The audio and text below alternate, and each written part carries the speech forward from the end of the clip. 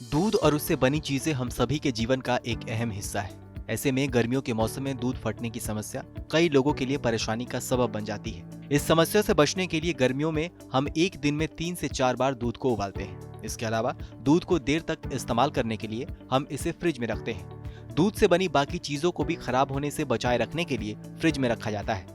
हालांकि घी और मक्खन को हम रूम टेम्परेचर पर भी रख सकते हैं। ऐसे में सवाल है कि गर्मियों के मौसम में हमें दूध को लेकर इतनी सावधानियां क्यों बरतनी पड़ती है।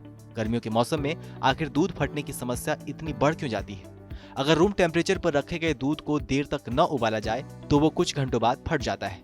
इस समस्या से बचने के लिए और दूध को देर तक इस्तेमाल करने के लिए या तो उसे हर 4 से 5 घंटे के अंतराल पर उबालना होता है या फिर उसे फ्रिज में रखना होता है। आपको जानकर हैरानी होगी कि दूध फटना उसकी शुद्धता की पहचान होती है। मिलावटी दूध रूम टेम्परेचर पर भी जल्दी नहीं फटता। शुद्ध दूध कई चीजों से मिलकर बनता है।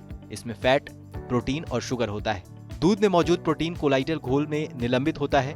प्रोटीन के छोटे छोटे कण दूध में स्वतंत्र रूप से तैरते रहते हैं और एक दूसरे से दूरी बनाकर रखते हैं। दूध में मौजूद प्रोटीन के कणों के बीच मेंटेन रहने वाली ये दूरी दूध को फटने से बचाए रखती है। लेकिन जब देर तक दूध को न उबाला जाए या फिर उसे फ्रिज में न रखा जाए तो उसका पीएच लेवल कम होने लगता है। देर तक रूम टेम्परेचर में रहने की वजह से दूध का पीएच लेवल जैसे जैसे कम होता जाता है, प्रोटीन के कण एक दूसरे के करीब आने लग जाते हैं। किसी भी चीज का जब पीएच लेवल गिरने लगता है तो वो एसिडिक होने लगता है।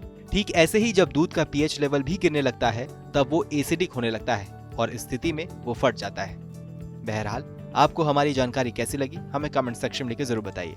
बाकी देश और दुनिया की अन्य बड़ी खबरों के लिए सब्सक्राइब करें TV9 भारतवर्ष।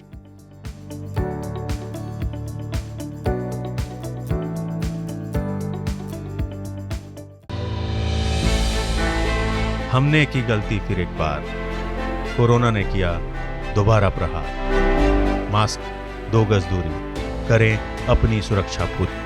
कोरोना टीका हम सबको लगाना है। मिलकर साथ समझदारी से कोरोना को हराना है।